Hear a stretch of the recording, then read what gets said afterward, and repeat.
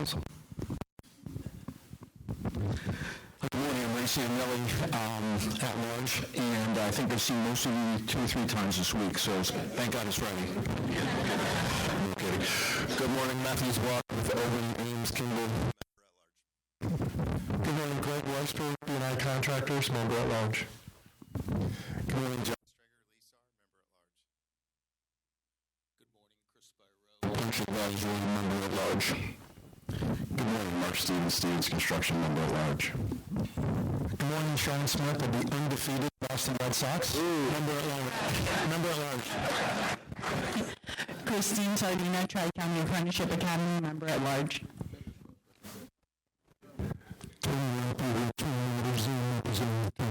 Council.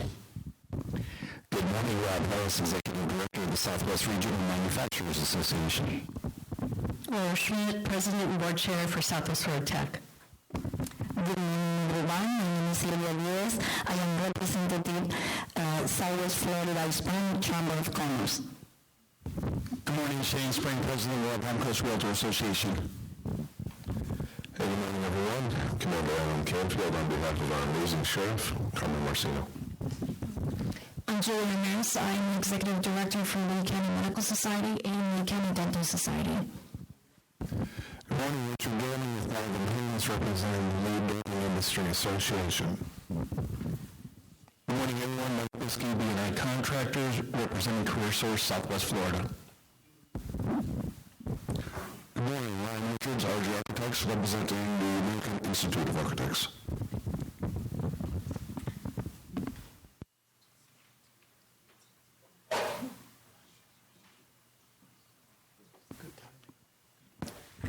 Dirk Danley, Lee County Economic Development Office. Garen Heiser, Lee County Economic Development Office. Katie Walker, Lee County Economic Development Office. Warren Baltimore, Lee County Economic Office.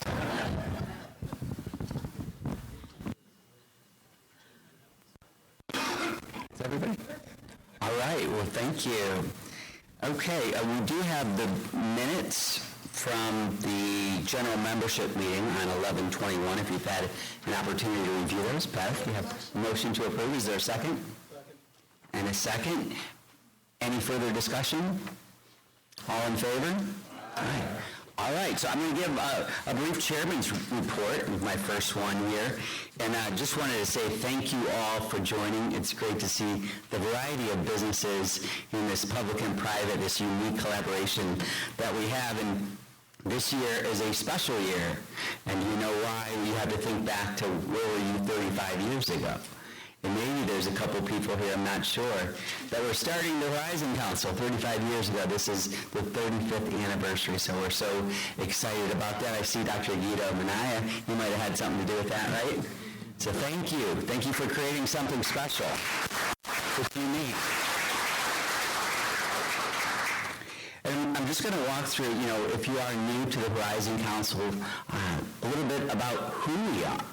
We're trying to focus on our North Star and let area businesses know who we are and what we value. And one of these guiding principles is that we are the connective tissue between business, government, and community that amplifies Lee County's economic potential. And that's a great reason for being. That's a great who we are. That drives why we're getting together. The Horizon ecosystem is positioned to become a collaborative economic engine for all of Lee County. As we look at our values, some of the values, and I think this is important to understand, what is it that we truly value as a council? And one of those, and as a foundation, is our collaboration over competition, that we're working together across sectors for collective success. Purposeful growth and prosperity. That's what we want, right? Pursue sustainable and inclusive development.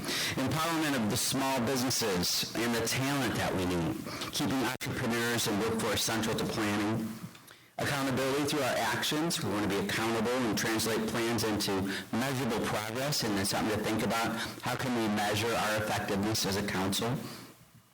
Advocacy with integrity. Innovation and learning. And trust and transparency. We have established a few priorities for 2026, and I wanted to share those with you as well. One of those is business vitality and growth to strengthen engagement and policy influence to support local businesses and foster economic resilience. Workforce readiness is so important, and we have the workforce that we need, and it's challenging sometimes to recruit and retain. And as well, we have a focus this year on innovation and entrepreneurship to promote adaptability, data-driven learning, and entrepreneurial ecosystems to drive regional competitiveness. And finally, inclusive community investment to ensure growth benefits all sectors, improving quality of life, and advancing equitable opportunities. We're excited this year to focus on municipalities and what we're doing in each of our municipalities throughout Lee County. There is so much excitement and growth, and we want to foster that, and we want to know about it too. There's so much, it's hard to get your head around it all. But we're really thrilled to have the city of Bonita Springs here today to be able to share with us what they're doing, and we'll rotate through the others as well. We have new committees this year. We have Arts and Culture Committee. Excited to have that. Development Financing Task Force and a Remote Work Home-Based Business Task Force, or Council, really. And then finally, I wanted to share, I don't know if any of you were at the Horizon Annual Business Meeting on February 5th. Probably a lot of you. It was sold out. It was a great event, and it was great to see you all there. We had on February 11th, we had the AI High School Challenge with 3 different high schools representing. So exciting to see what these young, brilliant kids are doing to change the world. And this month, we had the Horizon Foundation and Horizon Council Days at Boston Red Sox Stadium, JetBlue Park, and the Lee Health Sports Complex for the Twins. Exciting to get together for a little fun and enjoy our ballparks. And we're looking forward to the Edison Awards coming up on April 15th and 16th, a worldwide event that we have the privilege of hosting, and we're working hard on getting ready for that. So with that, I'm going to ask our former chair, and now over the Horizon Foundation, Helen Edenfield, to share her report. Thank you. Helen? Thank you, Ben.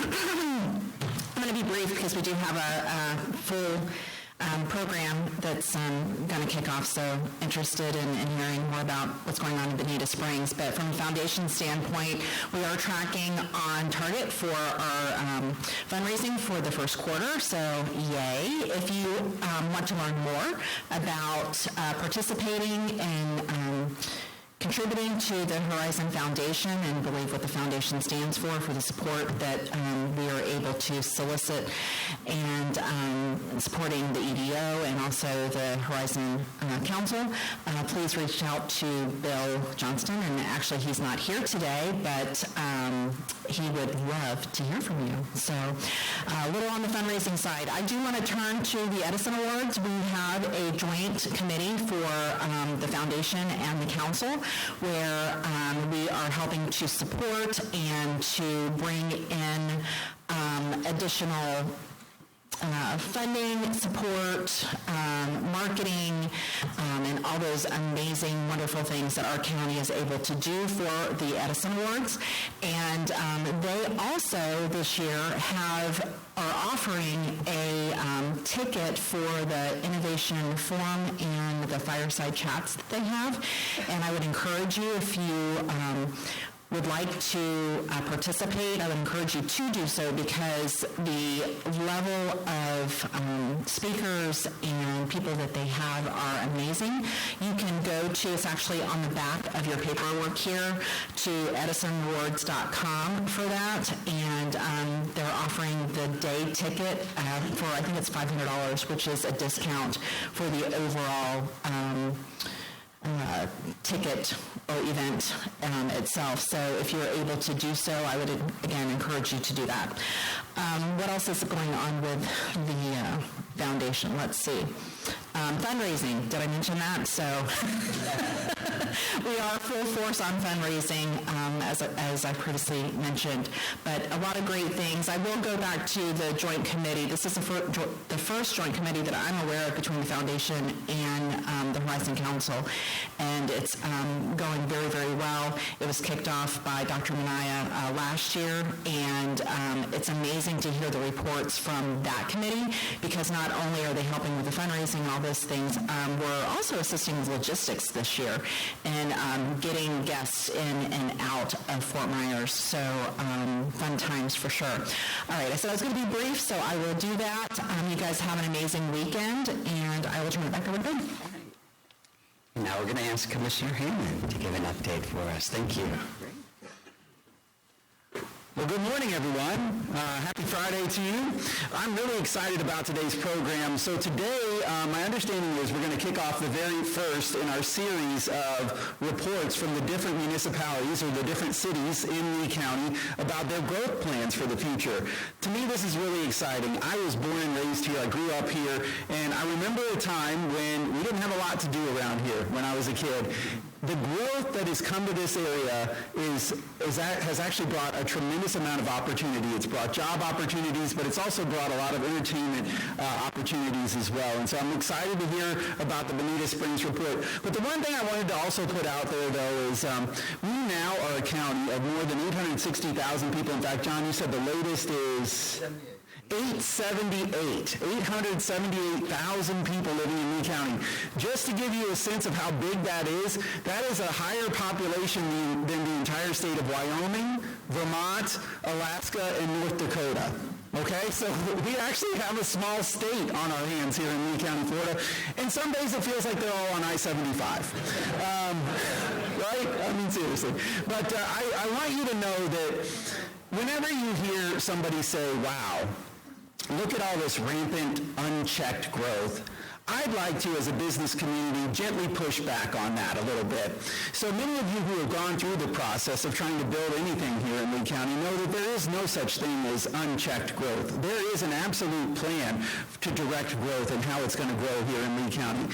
First of all, it starts with the comprehensive plan. It's a plan that has a future land use map that really sets out what areas of the county are going to be developed and what areas of the county will remain lower density and rural. And this might surprise you, but we have a philosophy of infill here. We want to infill, direct development to areas that are already developed and really kind of leave areas that are undeveloped as more rural and lower density. And so the reason that you might not see that is you might not drive out there all the time. We actually have more than between, if you add up the state, the local, and the federal preserved land in Lee County, we have more than 140,000 acres in Lee County preserved, meaning it'll never be developed. Now again, this is way out east or way up north. You may not see a preserve, you may not drive out to a preserve, because the idea was we wanted to keep that undeveloped. And that's why also you'll see, hey, that tree stand that's right there on Pine Island Road in Cape Coral, Florida, just got wiped out because it's going to be a new plaza. Well, that was the plan. We're going to put development on main roads where there's infrastructure, where there are people, and where it makes sense to put it. So I just wanted to let you know there is a plan for this. There's no such thing as unchecked growth. Everything goes through a full evaluation for the infrastructure, its compliance with our comprehensive plan, how it's going to work with the school system, how it's going to work with our fire and EMS system. And it's something that I think the board puts a lot of time and a lot of thought into making sure that as we approve new development, we think about it in a way that's going to direct our community in a positive direction. And I think the results speak for themselves. We have really continued to make this a place that people want to move to and a place that people want to live. And you're seeing that, hopefully, at your business in the form of new customers. So thank you all very much for the opportunity. All right, thank you, Commissioner Hammond. And now we're going to hear from John Talmadge. Okay, great. All right, so we will move forward now. We are going to the Horizon Council Nonprofit Minute, and I want to introduce you to Dr. Alan White of Wonder Gardens. Dr. Alan. And we talked about this. I was going to do this. We did. Laura is going to introduce you to Dr. Alan White. Well, first I want to say good morning. My name is Laura Carr. I'm City Council member representing District 3, and we have also the honor, Mike Gibson, the mayor, was able to join us this morning. But I'm here to share with you the latest happenings and the wonders of Bonita Springs. Where better to begin but with the nonprofit organization of the Wonder Gardens, which just celebrated its 90th birthday. Dr. Alan White, longtime board member, please.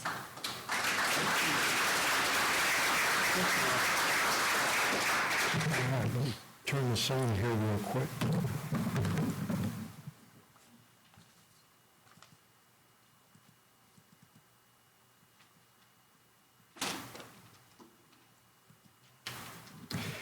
Okay, my name is Alan White. How many of you been to the Wonder Gardens? You like it? Okay. It's an amazing place. We took a real hit after Ian, but it's really come back strong right now. I mean, some of you may or may not know that the state just awarded us a $1.3 million grant to build a special events center there. So we're very excited. And probably the most important thing that we've done is developed a public-private partnership in the city of Bonita Springs. And it is an amazing relationship, thanks to the mayor, Laura, and all the city councilmen and the city staff there. So we have really ramped this up. And what I wanted to do is I just took over as treasurer. So I just want to give you some general information about the Wonder Gardens itself and why it's important and the economic impact that we project in the area. The Wonder Gardens is, Bonita Springs recognized as one of the old historic attractions. It's gone from a roadside attraction to a small zoo, and it's an oasis if you've ever been there. When you come in, the botanical area, it's a Zen city when you come in, and it's just a wonderful place. It attracts a lot of people to this area. And that's what I want to talk about just briefly, because I only have 5 minutes, but I wanted to share with you what we project is the estimated economic impact. And we're going to be working with Lee County economic folks to finalize this and put this into an audited document. But it's been around since 1936. And it attracts nearly 80,000 visitors a year. Think about that, 80,000 visitors a year. So how do you quantify that into an economic impact? We've taken a look at the dollars that Lee County Tourism benchmarking, and essentially we've come up with 4 assumptions. Number one, we operate from the baseline of calendar year visitors last year, which I said was roughly 80,000. And we have, with payroll vendors, operations, programming, events, and site income to include the off-site visitor spillover and the regional impact relationship. So we're using Lee County numbers. So we estimate that using $60 as the off-site spend and tourist visit, if you do times 75,000, that's a conservative effort, you come up with almost $5 million a year. So we projected this out 5 years, and this is at the low end. And again, these numbers are just to give you an order of magnitude of what economic impact the Wonder Gardens brings to Bonita Springs. So we project, let's say on the high end, it could be as much as $8 million in the out years, 5 years. That's a significant amount of money that's been brought. It's something that's really been overlooked. It's not really been talked about. But when people come in, 80,000 come into to the Wonder Gardens, they're always being referred to the local restaurants. Sugar Shack is our favorite restaurant, at least one of ours. We send them over there all the time. So it's really starting to become a real good partnership in Bonita Springs. And with the city supporting this, they've done amazing things with us. We've also, the Rotary Club just donated $30,000 and we built a chicken hut, if you've ever seen those. And it's a great outdoor educational facility that is going to be a significant revenue generator, as well as the special event center that's going to be built. So we're very excited about it. And by the way, I'll just let you know, we've hired a new president and CEO. She'll be coming on board soon. She's connected with the Naples Zoo. Her husband is the director director of the Maple Zoo, so it's going to be a perfect fit for us, and she's run the zoo for over 10 years. So we're really excited about that. We're going to be building an animal care center. We've asked for additional grant money, and it's estimated to be $1.4 million. So we've got a lot of great things going on, and we feel very fortunate to be able to work with the city on this, and we're excited about being here. So thank you. I'll let you ask any questions later on, but for now, thank you so much. Thank you so much. And now I wanted to ask Mayor Gibson of Bonita Springs just to come up and say a couple words. We're thrilled to have you today and to learn about all the exciting things that are going on in Bonita, and we'll introduce the other guests in a moment. Thank you, Mayor Gibson. Good morning, everyone. It's a very exciting time to be mayor of Bonita Springs. After many years on council alongside Councilwoman Laura Carr, we're finally seeing the benefits of the fruits of our labor over the years, all the planning that went in. As Commissioner Hammond mentioned earlier, we adjusted our plans and focusing on correct up smart development in the right places along Bonita Springs and more on infill development in our downtown. And then having a great public-private partnership with the Wonder Gardens, doing the form-based code. We're seeing developers come in, and Kyle can attest to this later. His newer projects are moving at a much faster pace now that form-based code's in effect, and working better with the community development team. But I know they have a long presentation planned for you all, so I don't want to hold that up. But thank you again for having us here and having Bonita Springs as your first. Thank you so much. Thank you. All right, Laura, we're going to bring Laura back up to introduce the topics for Bonita. Laura. Thank you, Mayor Gibson, and thank you, Dr. White. Just a little bit of history about this next piece of property. Bonita Springs was sued by a developer, lost big time, appealed, lost even bigger. They got an open canvas to whatever they wanted to do. And we are blessed, and I thank God regularly, that London Bay purchased the rights from that developer and had a whole different philosophy about what to do. Stay with the charm of Bonita, but elevate it with luxury. And so Chris Schmutz, the senior project manager at London Bay, is going to tell you about the fabulous wonders at Salt Reef and the Ritz-Carlton residence on Estero Bay. Chris.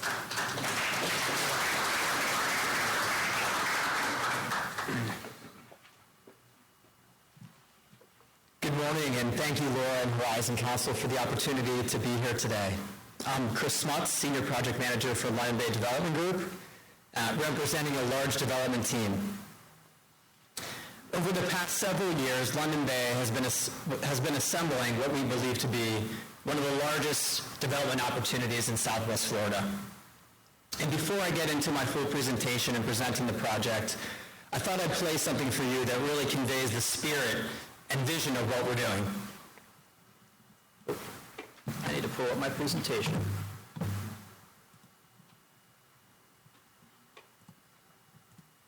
Here we are.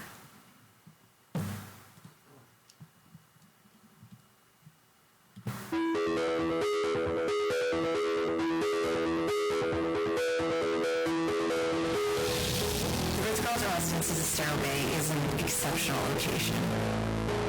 It's really an incredible, expansive piece of property. The natural beauty of the location, we've been given the opportunity to create a new coastal village. We wanted to make sure that we provided iconic architecture, something that is nowhere in Southwest Florida. With the incredible amenities that we're going to have, with the location, it really lends itself to the ability to spend time with each other. Salt Reef community, its natural elements and preserved right elements really bring a special sense of tranquility. And I think as we watch this community evolve, we're going to see all of those elements really shine in a way that few other locations, perhaps globally, could even offer. I think how it's separates us from other locations is that it's so peaceful. It's so quiet. You can hear birds sing. You can hear the lapping of water. There are places within the community that you'll never hear a car unless somebody's driving into the community. An amazing thing about the property is that seamless connection to unobstructed views from every residence. The sense of arrival is very important. It's a first impression on a visitor. You're pulled into the property on this sense of discovery and the beautiful reveal of the lagoon and marina become apparent on that journey. When you have a setting, you start orienting your design towards the vistas, because in the end, people look for the space and the yard. What do you see from the window, from the balcony? How do you experience your surroundings? The floor plans that we designed actually lay out more like houses than condominiums. There's a really nice balance between interior and exterior space. I really take my hat off to the developers here, because they have really gone a step beyond and ensuring that this opportunity is really majestic. London Bay gave us a very large canvas, so we were able to draw on top of a very large expanse of space. And therefore, the open space of this project is as important as the buildings themselves. If I could describe the Ritz-Carlton Residences Estero Bay in one word, I would have to say a sanctuary, because the intention is really that once you arrive on property, the rest of the world just melts away. Everything is taken care of for you. And the experience studio is just taking that Ritz-Carlton service and that pleasurable experience to the next level. It's working with the individual owner. It's not just concierge. We'll have a team of individuals who will be there to make each resident have a very special experience. Whatever your needs are going to be, you're going to have an absolutely first-class team looking after you. If I were to define a day in the life of one of our residents, whether they are a golfer or whether they enjoy the spa or they are a boater, I think what's unique about the Ritz-Carlton, and especially the Ritz-Carlton Estero Bay, is that we've curated experiences around each of those types of lifestyles. The Ritz-Carlton Residences Estero Bay, the sense of home is defined by working in that peaceful luxury. One of the ways that we define luxury in one word is time. Any way that our ladies and gentlemen can give time back to a resident, that's our main goal. I think the residents will feel that they've entered a whole other world. The level of service from Ritz-Carlton combined with the commitment to excellence of the Bay Development Group and the combination of that with the design team results in a really beautiful luxury residence.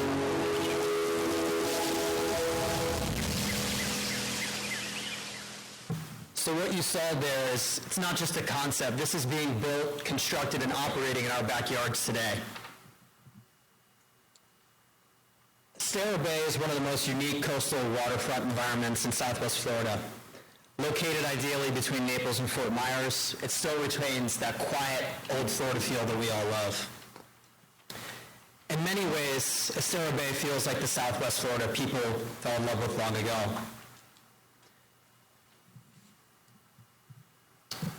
So the story of Sawleaf really begins with the acquisition of Weeks Fish Camp. As early as 2005, developers, including London Bay, evaluated acquiring the site. Over the years, Laura explained some of what happened, but ultimately, in 2018, London Bay did acquire the site. But we saw something very different. This was the beginning of something much larger.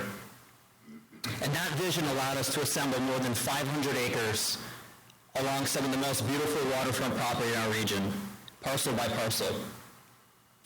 Through partnership with Bonita Springs and with the help of the best planners, designers, and consultants, some of who you just saw in the video, London Bay worked tirelessly, 6 years, 3 full development applications for land entitlements to get the necessary project approvals. What London Bay really recognized was that opportunities like this are rarely recreated. So when you stand along Estero Bay and look across the water, you realize how rare places like this have become along Florida's Gulf Coast. Estero Bay was named Florida's first aquatic preserve in 1966. It's nearly 1 mile of protected Estero Bay frontage, more than 500 acres along some of the most significant waters in Southwest Florida. And I ask you, how often do you see this? And the answer is almost never. And this is exactly why this project matters, for the future of Bonita Springs and for Lee County. So let's talk a little bit about our master plan. There's a lot going on. This is envisioned as a coastal village. There's 10 residential towers at full build-out. There's a combination of mid-rise residences and villas. That's more than 1,500 residences at full build-out. Our first project, the Ritz Residences, range in size from 2,600 to 3,900 square feet, with penthouses approaching 7,000 square feet. These units live more like single-family homes rather than condominiums. Select hospitality components elevate lifestyle and drive economic activity well beyond the resident base. This is a multi-decade build-out, a generational economic lift, in addition to the tax base of Bonita Springs and Lee County. So I want to let you imagine some of the lifestyle amenities that we're offering before I talk more numbers. It's a 144-acre preserve, protected and strategically integrated with the community. Think native vegetation, bald eagles, serenity. A challenging 18-hole championship golf course and casual par 3 short course designed by Raymond Floyd. Open today. Give it a try if you haven't. A 72-slip marina with quick access to the bay and to the Gulf waters with curated boating, fishing, and paddle sports. The recently opened Aqua Bisteca by Michael Mina. This is not just Michelin-starred food and service. This is a masterful culinary experience in a beautiful setting, currently open nightly and brunch on the weekends. And again, these are not promises, these are assets operating today.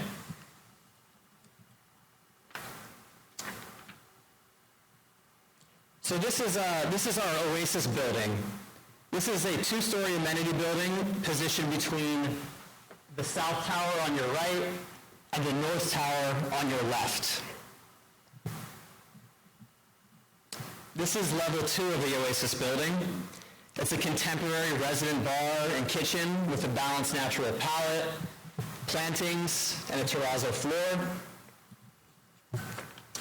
This is the Whiskey and Wine Lounge. It's a modern take on the classic cocktail lounge that sets the mood for an evening drink, card game, or conversation.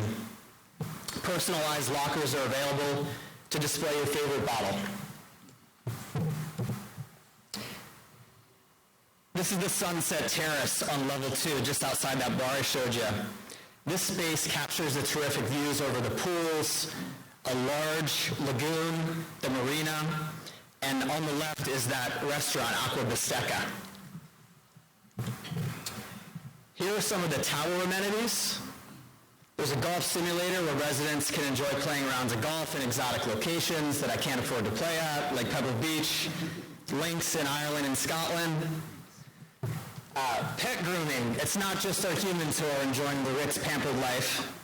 We also provide dog walks and parks within our community. Many of our residents have pets, which we really like that. On the bottom left is our spa lounge. All of our residents have access to world-class fitness, spa, hydrothermal amenities right in the palm of their hands. And this is an important element. We truly believe that wellness-focused lifestyle and amenities fosters lasting value for our residents. And as one of the women in video said, ultimately the most meaningful amenity we can offer back to our residents is time itself. And last photo here is our theater for watching a nice film with a loved one or maybe the big game. So why Ritz-Carlton? Ritz-Carlton is a name that signals confidence, service, world-class experience globally. When buyers see Ritz-Carlton, they understand the standard. This is a statement of intent, anchoring our first residential offering in Salt Leaf as a flagship luxury address of Southwest Florida. So who are the Salt Leaf residents? The core buyer has been the same London Bay buyer for the last 30 years. Midwest, established wealth, seeking a Gulf Coast lifestyle. Southwest Florida locals are attracted to Salt Leaf for the lifestyle amenities, or perhaps they're downsizing from a larger estate home. Since COVID, a stronger northeast migration, escaping high taxes and gray skies, and an increasing South Florida migration, including residents of Miami, Fort Lauderdale, Palm Beach, seeking a quieter lifestyle. These buyers bring networks, capital, economic activity. Salt Leaf and the Ritz is a portal for attracting high net worth individuals for Bonita Springs and Lee County. A little bit on sales. $750 million sold across both the South and North Towers at Ritz Residences Estero Bay. South Tower is 95% sold out. We're actually having a grand opening tomorrow night, with residents moving in shortly thereafter. North Tower is well under construction, 40% sold. Total investment to date, over $500 million, and we expect a multi-billion-dollar investment in the full lifetime of this community. So what does this translate into in terms of economic impact? $500 million estimated tax value per tower, $4 million estimated annual tax revenue, and 400 to 500 workers per day at peak construction. So do the math, 10 towers, 1,500 units, a generational boost to the local economy, and shift in the tax base of Bonita Springs and Lee County. What does this mean for the workforce? We'll start with our builder and construction manager, Coastal Construction, which is the largest luxury condo builder in the state. $2 billion in annual revenue. They bring layers upon layers and resources of skilled labor to site every day. These are local careers and jobs. And I'm just going to name a few of the type of people I deal with on a daily basis.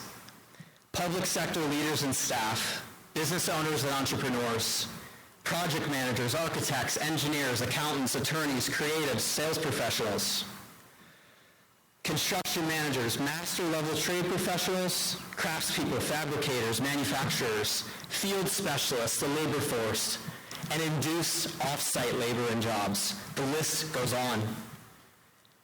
Projects like this generate the demand necessary to sustain and grow a skilled workforce across Bonita Springs, Lee County, and the greater region.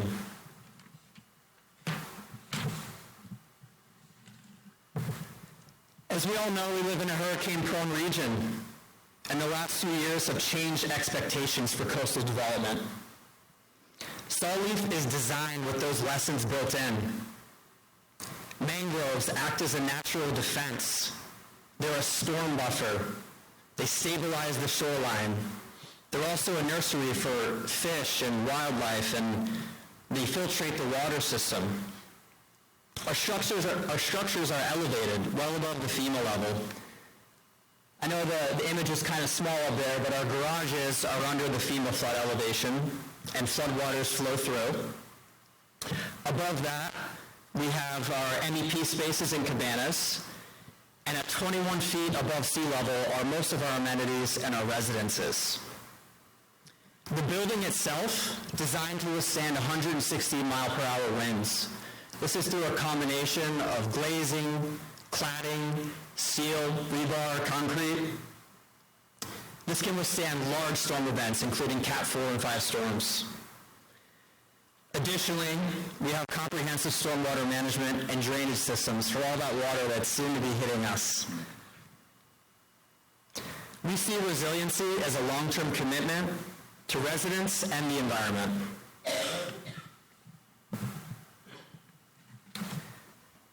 So Southwest Florida has been shaped by a series of visionary coastal communities, and Saltleaf is the next chapter. Opportunities like this are almost never recreated. Saltleaf represents one of the last opportunities along Southwest Florida's Gulf Coast to create a truly world-class coastal community. This is a generational asset for Bonita Springs and Lee County. Thank you very much. I welcome my friend Kyle Moran to the stage. Mark. Thank you, Chris. And I've eaten at Aqua Pacifica. It is fabulous. Never disappointing. But something else London Day did for Bonita Springs was it kind of got other developers curious. One was Baron Collier. They were finishing up a project for us, which was wonderful as well, but they looked in and they found 2 parcels on Old 41 that were for sale on the Imperial River adjacent from one another. Purchased it and have already started construction. And Imperial Crossings, we're going to talk about a little bit later, because there was somebody else who knew how special Old 41 was, and for years patiently waited while buying up parcels of property for it to hit.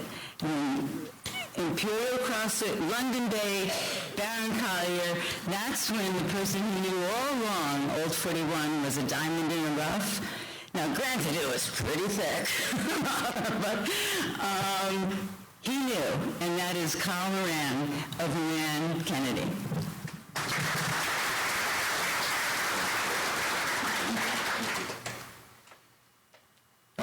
Thanks. Great to be in front of this great group. It was humbling to hear everyone's bios and everything. I grew up here. I grew up in Bonita. I went to high school about 200 yards over there, thanks to some scholarships and things. And when you wake up on a Friday morning like this at the break of dawn, like we all did, it's a lot more fun to be thinking about what you'll be doing tonight and over the weekend. And I'm going to tell you a little bit about where you'll be spending some weekend nights in the coming years, more than you can imagine, right in a place where not a lot of people wanted to spend nights, not just long ago. And I'll also leave you with a little bit of bar trivia. You can win some money off your friends with some surprising statistics that John has heard, and Commissioner Mullica too, and just so thrilled to hear your words too, Brian, about the intelligence of this type of development, because we have so many great opportunities in this market, and it's about making sure that we build smart. So why downtown Bonita Springs? And I'll tell you about some of the projects that we're working on. There are 3 miracles that explain why downtown Bonita Springs will fulfill the dream that I have for it, and that so many people here have for it, including the mayor and city council and so forth. There will be a great center of culture, community, and commerce in our community. Miracle number 1, a massive amount of public investment. These are things that you see, like beautiful roundabouts and pedestrian crosswalks and all the beautiful trees and park improvements, and even more importantly, things you don't see. You don't see the power lines anymore when you go down Old 41. They've been buried underground. Sign of a great resilient community. You don't see, little flooding when we get heavy rains because of the massive stormwater infrastructure project that was put in place. These things really matter. The other miracle, a new code, a form-based code. And to put this in perspective, if you think of across Lee and Collier County, it's about 1.85 million acres. There are only about 700 acres or so that are under a form-based code, which takes the standards of a suburban code, flips them on their head, so you can create real dense downtown development. And then the third miracle is shockingly strong demographics, stronger than you can imagine. So let's go into these in a little bit. What are those investments, right? We've overhauled the streets and the sidewalks. We've created the parks, right? New Lee County Library, thanks to our partnership with them. They've started to come along with some private investments. You get a sense of, the change that has happened in these public spaces downtown. And it's not just physical change, it's bringing people in with great events. Sugar Shack downtown, which I built, had a great event just last week, first of its kind, St. Patrick's Day event. It was lousy weather. It's like 50 degrees. It was a Tuesday. No one knew to come down to Bonita Springs. We had 6,500 people, right? Not to mention a winter block party that took place on the Saturday and Sunday between Christmas and New Year's that really shattered records for the area. But we have beautiful cultural assets too. I mentioned the library, but also the Historical Society. Incredible events. Right now we have Celebrate Bonita. If you get a chance to drive through Road 41 at night, you'll be dumbstruck by the beauty of the place. Not to mention that on 4th of July, 18,300 people. That's not my number. That's the city consultant's number, who I think checked our license plates and followed our phones and things to get a real number of the sense of people. I mean, imagine the power for a business community when the city brings 18,000 people by your front door in the height of the off-season, right? And the pace of the change of those public investments is only accelerating. They're in the process of overhauling Riverside Park. They're in the process of pushing this Bonita Stereo Rail Trail, which we'll talk about in a second. Right now, they're building this beautiful splash pad area and public park amenity, a banyan tree park, literally in the heart of the city, literally a town square. They'll become completely beautified soon. Dr. Wright talked about the wonders of the Wonder Gardens, which are constantly improving and on the precipice of meaningful beautification and improvement. Baron Collier Companies, Councilwoman Carr mentioned this. This is a serious undertaking by the area's longest tenured developer to invest serious amounts of money right there in the heart of Bonita Springs in a mixed-use community. They'll raise the standard for that downtown. We're looking at concepts, public-private concepts to build out parking garages and things. I know Ray will have some interest in figuring out how we make all of this happen.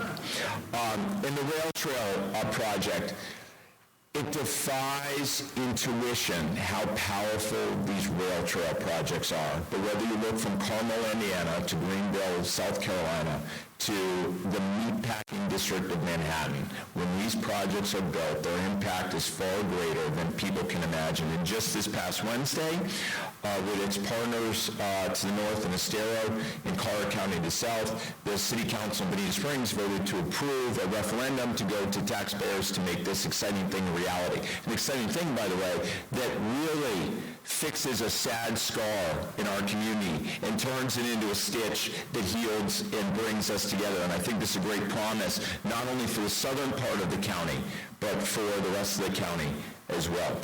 That code that we were talking about, there are hundreds of success stories with these form-based codes.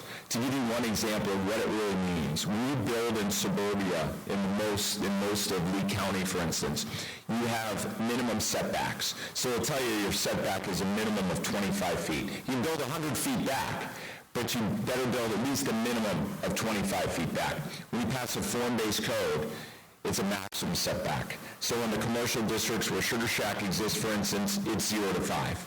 Right? 5 is the maximum. They want you to build right on the sidewalk. That may sound radical for down here, but it's every great city that you've ever been to, on every great continent. And that's how you build great downtowns. And in fact, if you look at the history of Southwest Florida, Fifth Avenue was created in 1994 when the city hired a consultant, DPZ, to create a form-based code. If you went to Fifth Avenue in the mid-90s, you couldn't tell 5th from 4th and so forth. And now Fifth Avenue is home to some of the highest per square foot hospitality sales in the world. If you look fast forward to 2004, the city of Fort Myers, trying to figure out its revitalization, also passed a form-based code. Its timing was a little unfortunate because with form-based codes you get extra density, and we're in the middle of mortgage mania. And so developers rushed in with a very specific product. They built condos that they pre-sold. Right? And it explained why it appeared that by 2009 and 2010 the form-based code in Fort Myers hadn't worked. But in fact it had. Because it laid the groundwork for the one thing that always changes in downtown: hospitality. Nothing has a more profound effect on people's perception of a place than seeing a line in front of a restaurant. It leaves an unmistakable conclusion that that place is safe and fun, and people show up for safe and fun. And if you trip on a sidewalk now in downtown Fort Myers, you've fallen from the same thing that you fall in front of on Fifth Avenue. That's a large restaurant with 150 seats or more, liquor license, and a menu with widespread appeal. That's what's changed Fort Myers. When I went to high school here, we would hang out at Bell Tower, we would hang out at Edison Mall, we wouldn't hang out downtown. It's switched entirely for this new generation. And Bonita, just in November 2020, passed its own form-based code. It changes things. And here are the demographics. People are constantly shocked, and this gets to the heart of that bar trivia I'm going to share with you, to see how wealthy the area of southern Lee County and Bonita has become. If you look within 5 miles of the center of the downtowns of each of our 3 downtowns, and over those 1.85 million acres, we only have 3 downtowns, and we will only ever have 3 downtowns. I don't care what strip mall developers will tell you. They'll tell you that they can create a downtown feel. The public owns a downtown. There are libraries there, there are historical societies there, there are public parks that we all own, and it's split up in a democratic way. I'm not talking about red states or blue states, but I'm talking about the fact that you can reflect on different people owning different parts of that downtown, right? So we have, obviously, Fifth Avenue down in Naples, we have downtown Fort Myers, and in the heart of it, we have downtown Bonita Springs. We'll never have a downtown Cape Coral, we'll never have a true downtown Sanibel, we'll never have a true downtown Estero or Marco Island. Those are the sad facts, right? But it shows how special these places are. And when you look at these 3 downtowns in comparison, whether it's the wealth in the households, the home values, the incomes, the net worth, it shocks people. But Bonita has the most net worth. Maybe not enough to buy those Ritz-Carlton residences, but still plenty to enjoy a lot of nights at Sugar Shack. And that's the sad thing. We don't have a lot of hospitality development in South Lee County. We don't have a lot of hospitality development in Bonita. In fact, a lot of people arrive to South Lee County almost by accident. They just kept heading north from Naples. And if you sat beside them on a plane, they'll tell you all about Naples, even though they live in places like Bonita Bay, right? So we have very few restaurants around our downtown. And then when you look at basic supply and demand figures, so 6-figure households, for instance, divided by restaurants, you see that Bonita is really a fantastic opportunity. This stands out in stark contrast. I realize the print gets a little small, but to a place like Sarasota. If you ask the average person to compare Sarasota to Bonita Springs on 2 dimensions, population and wealth, I think everyone will tell you that Sarasota has to be far more populated and definitely more wealthy than Bonita Springs. And they're all wrong. Bonita Springs now equal in population to the city of Sarasota. And on every measure that matters, and for doing hospitality development, I look at 6-figure households. Bonita is 15 to 30% more wealthy. So Bonita Springs has 22% more 6-figure households than the city of Sarasota. That's hard to see, because when you drive through Sarasota, you see those cultural touch points. You see those restaurants, you see those museums, you see those music halls and things. We don't have them yet, but that's the opportunity for us to build them. And then when you understand how the population flows north to south for hospitality and things, you realize that just north of Bonita's border is the village of Estero, which itself has 95% of the 6-figure households in the city of Sarasota. Is that shocking? right? But that's the wealth that has moved into the southern part of this county, and yet we have a fraction of the restaurants. If a friend of yours told you that he or she was building new restaurants in the city of Sarasota, you wouldn't think they were crazy. But if you look at the statistics, you're 6 or 7 times better off, supply and demand, to build in the city of Bonita Springs. Where did all that wealth come from? It's just crept into these communities. There are 51 gated communities in the city of Bonita Springs. There are 39 in Estero. I think North Naples has about $3 trillion, roughly. It's worth pointing out that our county and our city in Bonita are contributors to Collier County on 2 important dimensions: guests, customers, and employees. It's a sad fact that every evening, like tonight, on Fifth Avenue, they'll hand, about 9:30, they'll hand the keys to a 65-year-old that's made it in life. Right? He's got plenty of retirement accounts. He's paid off the grandkids' educations. He's driving a fancy car. He also had 2 Manhattans and a half bottle of Cabernet. And they're going to hand him the keys to his car on Fifth Avenue, and he's going to drive back to a place on this map like Mediterra or Calais Bay, where they just built $3 billion worth of residential real estate out of the dirt 7 years ago, or Bonita Bay, or the Ritz-Carlton residences that you see up there. And he thinks, because it's only 15 miles, that it's a 20-minute drive, but it's a 45-minute or hour drive. That's sad. The tragic thing is, the same time that he leaves out the front door, out the back door leaves the people that run those restaurants, right from the dishwashers on up to the managers and the chefs. And guess where they live? They live in our county. They're often in the northern reaches of the county. They might have to spend 3 hours on the roads every day, right? They're the ones that Commissioner Adams said are on 75 all the time, right? That's a sad fact about the place where we live, but we have an opportunity to recapture both the customer and to bring a lifestyle for our worker by building the right things in our community. There's another thing that surprises people about downtown Bonita Springs. These are all taken the same time as Hurricane Ian, and that speaks for itself. Fun fact about Fifth Avenue, every single restaurant flooded on Fifth Avenue, and they moved that right along.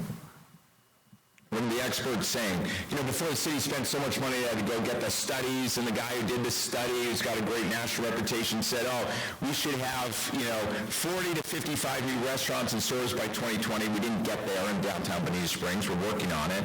And in fact, if you really break down this report, he massively underestimated the amount of growth that we would have. We have 24% more population around the city of Bonita Springs than he estimated in his report when he made those projections. This is our head of community development, and when he was asked by the city council, and this is so important, they basically asked him, boy, we've been spending all this money for so long, why aren't we seeing results in the downtown? And he had to explain to them why this time would be different. You can ask for downtown development, but unless you have the infrastructure and the code to do it, it won't happen. And that's basically what this quote is saying. This time is different. Right, Randy Henderson's good family friend, obviously was at city council, 3-term city of Fort Myers mayor when they did the form-based code. Has helped advise us on the potential for downtown Bonita Springs. Right, so this transformation is underway. It helps us in so many ways, increasing the tax base, increasing year-round activity, creating new jobs. Sugar Shack downtown alone creates 157 jobs. They have health insurance and 401k match. 30% of them are able to get there by skateboard. I think that's pretty great. Draws for tourism, too. You can see the difference. On the left is the downtown that we all know from years ago. And on the right is what's happening. On the left is what Sugar Shack used to be, an abandoned transmission shop. On the right is a place that draws 11,000 people a week, 9 musical performances each week. If you haven't been there, please show up. Ask for me, I'll give you a nice tour and everything, but we're thrilled. People ask me all the time, when did you decide you wanted to build a live music-driven restaurant? You must be a musician or something like that. I said, no, way less cool, right? We built it because that's what helps activate our downtown, to make it great for community, culture, and commerce. And so we're continuing to build on that. Our dream, of course, is to build a really vibrant commercial district along that avenue. And in fact, if you look at the projects that are there or under construction, it is happening. We're working on 3 more right now. Told you about Sugar Shack downtown. We're working on Project Telephone, not that creative, it's just an old telephone building that was built by Inter-County Telephone and Telegraph in 1957.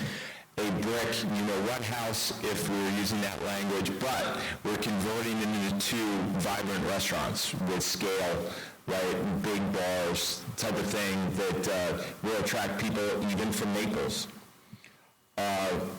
One of those things that's hard to see is a mass amount of public parking. This is thanks to a city council with amazing vision that invested in these places. Every area in red is public parking around Sugar Shack and Honey Hole. Honey Hole's on the same block as Sugar Shack. Imagine Sugar Shack but bigger and indoors.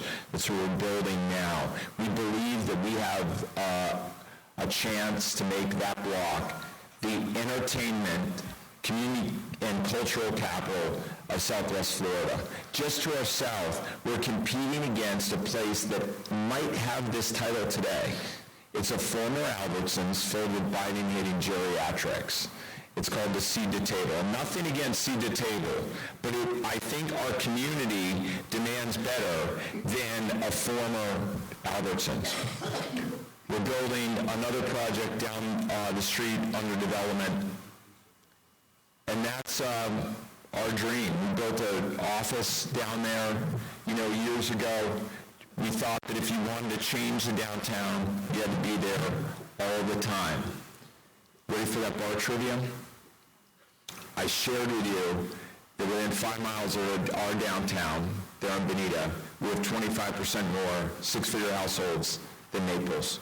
No one's going to get that question right. No one. I shared with you that Estero is nearly as wealthy as Sarasota. Everyone gets that one wrong. Bonita's a lot more wealthy, right? That's true too. Here's another good one. Which city has thousands more millionaires than the other? Naples or Bonita? Bonita has 60,000 people roughly. They think about 1/6 of those are millionaires. That's 10,000 millionaires. Naples has 20,000 people, right? They think that call it about 1/3 of those are millionaires. That's about 6,500 people. The city of Bonita Springs has thousands more millionaires than the city of Naples. Another fact about Naples, when you talk about who has it today and who's going to have it even more tomorrow, city of Naples was larger 30 years ago than it is today. It de-densified. Billionaires bought and bulldozed bungalows. They will not have the growth that we have, right? So the future is in Southern Lee County. The future is in Bonita Springs, and I appreciate your time, and I hope you win some great money at the bars this weekend. Thank you. How exciting is Bonita Springs? Wow. So impressive. This is placemaking, and it will be an attractant for many businesses. So great to hear from everybody. I think we have some time if there are questions. And we want, Randy. Randy Chris. I'm the actual Lee County chairman of the Bicycle and Pedestrian Coordinating Committee. Nobody knows that exists, but it's part of this grand. It's part of the grand scheme of the Sunshine Trail, bike trail, really through the whole United States. And Bonita, I applaud you. They've taken a big step to spend a lot of money on buying the Gulf Railroad Trail, and it's an integral part to everything we've been doing, which affects Fort Myers, out to the beach, Sanibel, all that's incorporated in the network. network that we're building all the way up to Maine, really the whole United States, and we're spending a great deal of money. We are all influencers in here, and when they spend money on this thing, please help us. They have to do a referendum. That means it's got to get voted on. We spent $27 million on the bridge at Cleveland Avenue, and all we got was complaints, but the sidewalk is part of it. We can't get these things done unless we spend the money. And it's a precursor to doing these things that Kyle's talking about, because these are the fundamental kind of infrastructure that we need. So as this group is probably one of the most influential in the county, please help us when these things come up and you have a chance to tell people why they should support it. Thank you. The questions we have for our panel here. Really exciting. Anything?